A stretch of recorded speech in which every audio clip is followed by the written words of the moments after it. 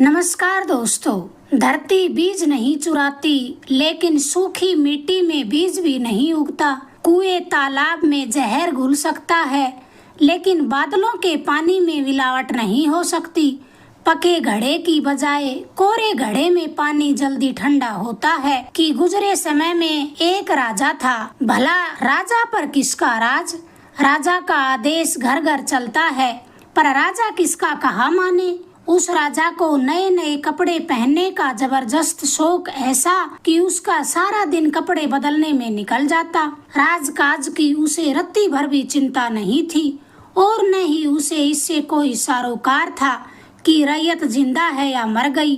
कपड़ों के नित नए सौदागर, नित नए दर्जी, नित नए लिबास, दूर दूर से बेशकीमती कपड़े आते।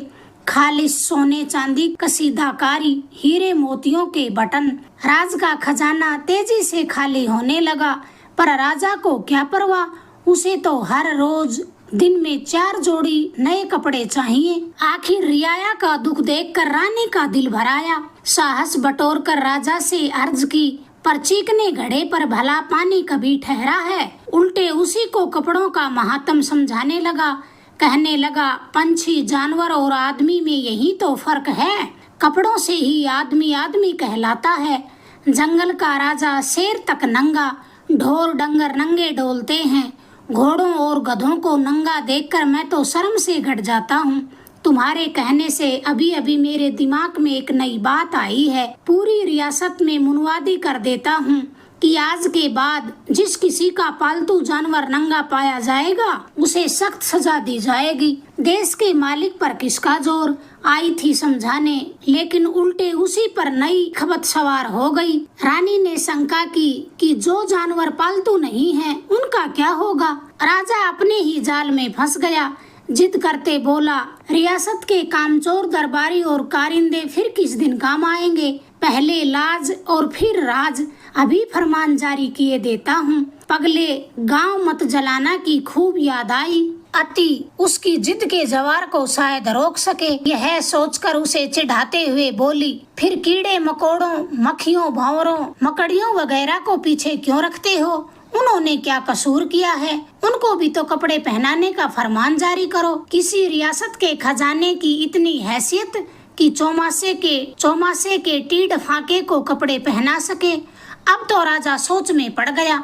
जरा ठहर कर कहने लगा, इन छोटे जीवों की बात अलग है, और वैसे आदमी भी नंगा पैदा होता है, कोई पेट से तो कपड़े पहना नहीं सकता। रानी कहने लगी, क्यों नहीं पहना सकता।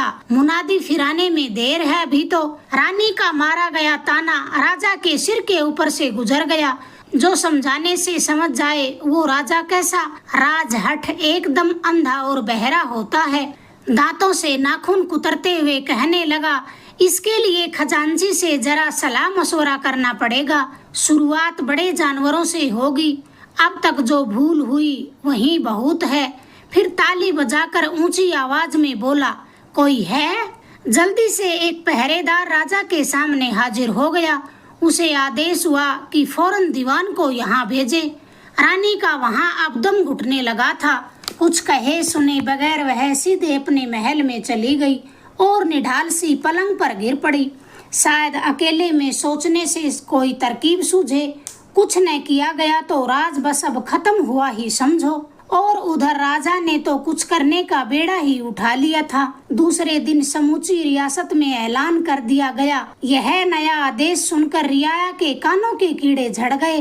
गांव गांव में तहलका मच गया। अपना बदन ढांपने का सरंजाम जुटाना मुश्किल है। ढोर डंगरों के लिए अब कपड़े कहाँ से लाएं।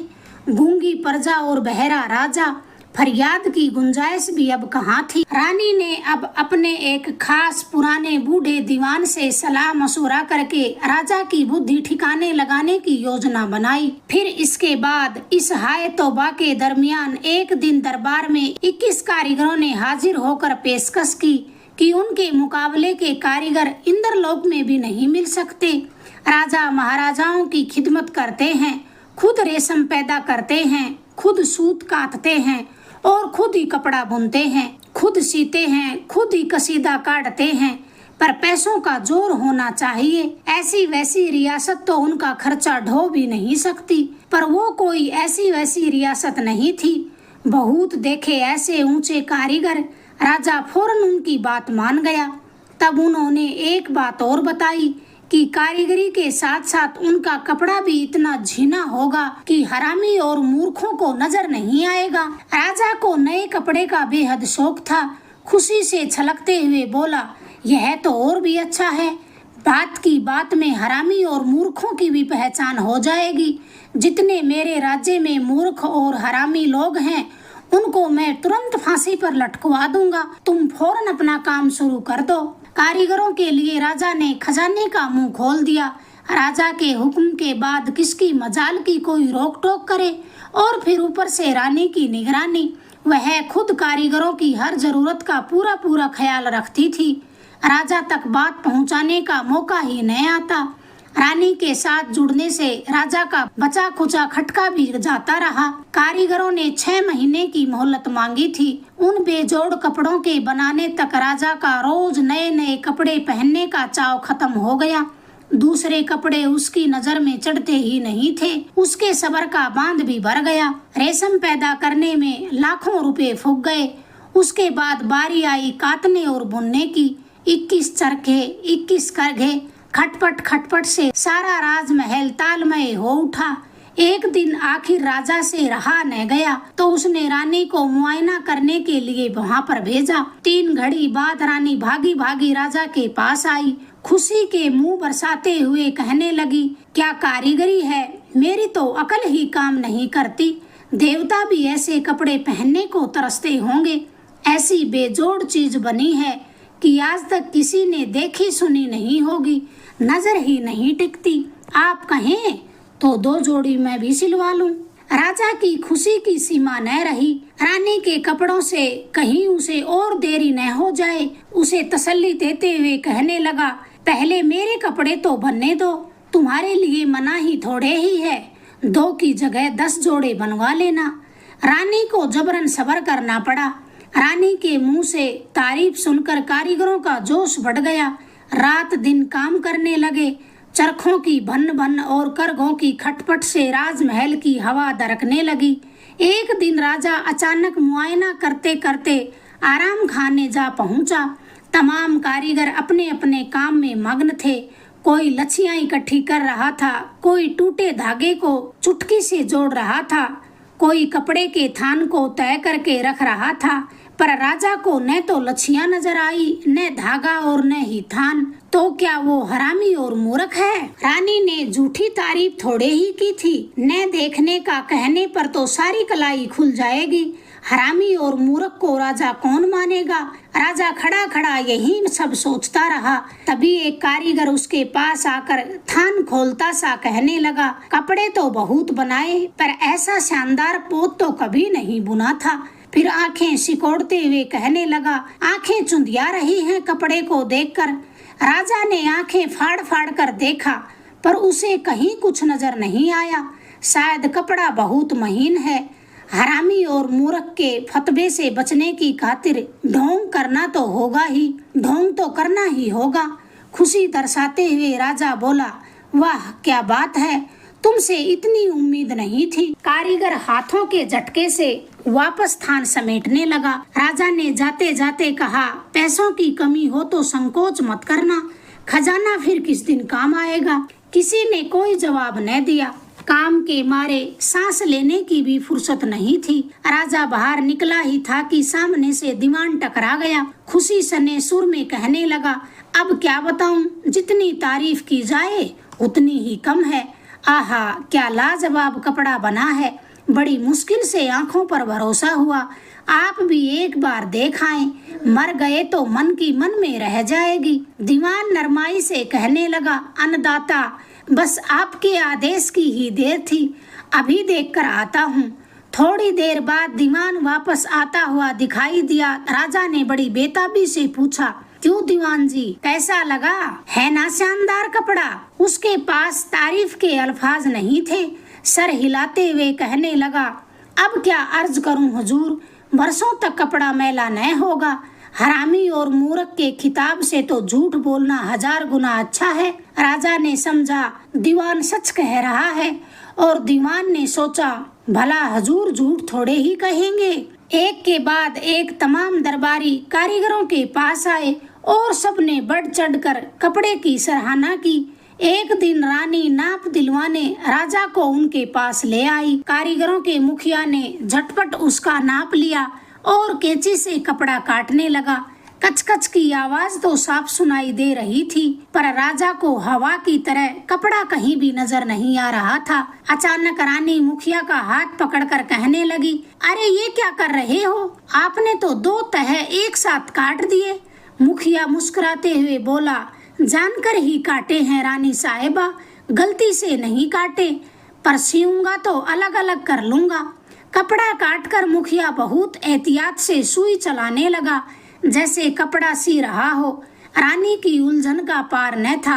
अगर रानी और दीवान को उसके दोगलेपन और बेवकूफी का पता चल जाता तो कान पकड़कर गद्दी से उतार देंगे। राम जाने क्या सोचकर उसने सुई की ओर इशारा करते हुए कहा, ये सलवटें बुरी नहीं लगेंगी। तभी कारीगर ने बिना अपना सिर ऊपर उठाए ही जवाब दिया, ये सलवटें डालना ही तो सबसे मुश्किल है। सीलने पर आप मुझे बताएं ना कि ये सलवटें कैसी लगी। अभी तो हुजूर को 2-3 दफा पहना कर जांच करूंगा। राजा कुछ बोले उससे पहले रानी ने अपने कपड़ों की याद दिलवा दी। राजा ने कहा, अब मेरी ना नहीं है, जितने चाहो तुम कपड़े सिलवा सकती हो। कारीगरों के मुखिया ने सर घूमते हुए कहा, एक काम पूरा हुए बिना मैं दूसरा काम हाथ में नहीं लूंगा, चाहे वह काम खुदा का ही क्यों न हो। अब वहाँ पर रुकना राजा की बर्दाश्त के बाहर था। झुंझलाया हुआ दरबार की ओर चल दिया। दीवान पर नाराज होते हुए कहने लगा, काम बहुत ढीला चल रहा है, जाओ देखकर जल्दी आओ कि कितना काम बाकी है। जरूरत पड़े तो कुछ कारीगर और बुलवा लो। जाओ जल्दी जाओ, अब मेरा मुंह क्या देख रहे हो। दीवान घबराया हुआ आराम खाने की ओर चल दिया। तमाम कारीगर अपने अपने काम में मशगूल थे। एक कारीगर उसके पास आकर कहने लगा, जरा इस कपड़े का यह सिरा तो पकड़ना। रानी साहिबा फरमाती है कि यह 10 हाथ ही है। कपड़ा नजर नहीं आया, फिर भी दीवान ने चिमटी कसकर पकड़ ली। कारीगर थान खोलते हुए पीछे खिसकने लगा, फिर दाहिने हाथ से कपड़ा नापते हुए दीवान तक पहुंचा और उससे कपड़ा खींचकर रानी की ओर मुंह करके बोला, आपने ठीक फरमाया, पहले नापने में गलती हो गई थी। पर दीवान को तो कपड़े की झलक तक नहीं दिखी। चारों तरफ कैंचियां ही कैंचियां चल रही थी। सुइयां दनादन ऊपर नीचे हो रही थी। वो अकेला ही दोगला और मूर्ख कैसे हुआ? हुजूर को पता लग गया तो खैर नहीं। धीमे सुर में रानी की ओर देखकर कहने लगा, यह लिबास हुजूर पर बहुत फबेगा। कारीगर तपाक से कहने लगा, बुरा तो आपको भी नहीं लगेगा, कह दो तो 2 जोड़ी आपके लिए भी बना दूं। हुजूर के कपड़े तो तैयार हैं। दीवान ने दबती आवाज में कहा, हुजूर से पूछना पड़ेगा, इतने महंगे कपड़ों के लिए सोच भी तो नहीं सकता। सारा खजाना खाली हो गया है। दरबार में पहुंचते ही राजा ने पूछा, दीवान अब क्या डील है? दीवान कहने लगा, हुजूर के सारे कपड़े तैयार हैं, कल मुहूर्त भी अच्छा है। रानी साहिबा ने फरमाया है कि कल पूरे शहर में हुजूर की सवारी निकलेगी। जितने भी दोगले और मूर्ख हैं सबकी एक साथ पहचान हो जाएगी। राजा का वहम तब भी दूर नहीं हुआ। पूछने लगा, आपने अपनी नजरों से सिले हुए कपड़े देख लिए? दीवान कहने लगा, हाँ अंदाता, मैं अभी खुद देख कर आया हूँ। राजा को मजबूरन दीवान पर भरोसा करना पड़ा। दूसरे दिन इत्र फुलेल से नहाकर राजा हम्माम से निकला। तब उसके बेजोड़ लिबास पर फूंक देते कारीगरों का मुखिया अपने साथियों समेत बाहर तैयार खड़ा था। राजा के मौजूदा लिबास की ओर देखकर वह मुंह पिचकाते हुए बोला, यह लिबास राजाओं के पहनने लायक है क्या? इसे तो भालू का बदन भी छिल जाए, मैं तो इसे देख भी नहीं सकता। हुजूर अब इसे जल्दी उतारें। राजा ने कांपते हाथों से अपने तमाम कपड़े उतार दिए। मुखिया ने बड़ी नफासत से राजा को नया लिबास पहनाया। तारीफ कर करके सबके गले सूख गए। मुखिया की आवाज सुनकर रानी भी भीतर आ गई। राजा ने मुस्कुराकर रानी की ओर देखा, वह भी जवाब में मुस्कुराई और मुखिया की पीठ ठोकी। कहने लगी, वाह, कारीगरी हो तो ऐसी हो, क्या जानदार कसीदा है। फिर राजा की ओर बढ़कर कहने लगी, अंगरखी के बंद तो बांधे ही नहीं। एक कारीगर अपनी भूल कबूल करते हुए अंगरखी के बंद बांधने लगा, पर राजा को न अंगरखी नजर आई और न ही उसके बंद नजर आए। मुखिया ने दोनों हाथों में शीशा लेकर राजा के सामने कर दिया। राजा ने शीशे में काफी देर तक ऊपर नीचे देखा, पर उसे अपने नंगे बदन के अलावा कोई कपड़ा या कसीदाकारी नजर नहीं आई। शायद वो अकेला ही हरामी और मूर्ख है, औरों को उसका बदन बेशकीमती लिबास से ढका ही दिखता होगा, तभी तो ये सब बढ़ चढ़कर तारीफ कर रहे हैं। मुखिया ने चारों ओर शीशा घुमाते हुए राजा से पूछा, फरमाइए हुजूर, है कोई इसका मुकाबला। राजा धीरे से बोला, शाबाश, क्या ही कहना, सारा खजाना खाली हो गया, उसकी फिक्र नहीं, पर ऐसा बेजोड़ हुनर देखने का मौका तो मिला। फिर रानी की ओर देखते हुए बोला, अब जल्दी से इनके लिए भी ऐसी ही शानदार पोशाक बनवा दो। मुखिया कहने लगा, जो हुक्म सरकार। उसके बाद हाथी के होंदे पर राजा की सवारी निकली। रानी के आदेश से सारा इंतजाम पहले ही हो गया था। गली गली में सवारी घूमी। हजारों की तादाद में मर्द, औरतें, बच्चे, जवान और बूढ़े अनोखे कपड़े की अनोखी कसीदाकारी देखने के लिए उमड़ पड़े। जय जयकारों से आकाश गूंज उठा। बेमिसाल हुनर के बखान कर करके लोगों की जबान पर छाले पड़ गए, तालू सूख गए, पर राजा को भी पुख्ता विश्वास हो गया था कि इन कपड़ों और इस कसीदे की बराबरी कोई नहीं कर सकता। खजाना खाली हो गया तो कोई बात नहीं, इससे बेहतर उस खजाने का इस्तेमाल और हो ही क्या सकता था। पूरे शहर का चक्कर लगाकर राजा की सवारी वापस लौट रही थी। रानी का आदेश पाकर सब खामोश हो गए। चारों तरफ एकदम सन्नाटा छा गया, मानो सबकी जबान तालू से चिपक गई हो। हाथी पर राजा की सवारी निकल रही थी। ललाट में चढ़ी अनगिनत आंखें लाजवाब लिबास को देख रही थी। अचानक किलकारी भरता हुआ एक अबूझ बच्चा जोर से चिल्लाया, राजा नंगा, राजा नंगा। वह आवाज सुनते ही जैसे सभी की एक साथ मूर्छा टूटी हो। चारों ओर शोर मच गया, राजा नंगा, राजा नंगा। अब ये बात तो रानी की योजना में थी ही नहीं। एक बच्चे के भोलेपन से सबकी आंखों का जाला कट गया। दीवान के हामी भरने पर राजा को होश हुआ कि बेजोड़ और अनोखे लिबास के भ्रम में वह नंग धड़ंग पूरे शहर में घूम आया। इस पागलपन का अब कोई प्रायश्चित भी तो नहीं है। अगले 2 दिन में राजा ने अपना जानवरों को कपड़ा पहनाने का फरमान वापिस लिया और सलीके से फिर राज करने लगा। अगर आपको ये किस्सा पसंद आया, प्लीज चैनल को लाइक करें, शेयर करें, सब्सक्राइब करें। धन्यवाद दोस्तों।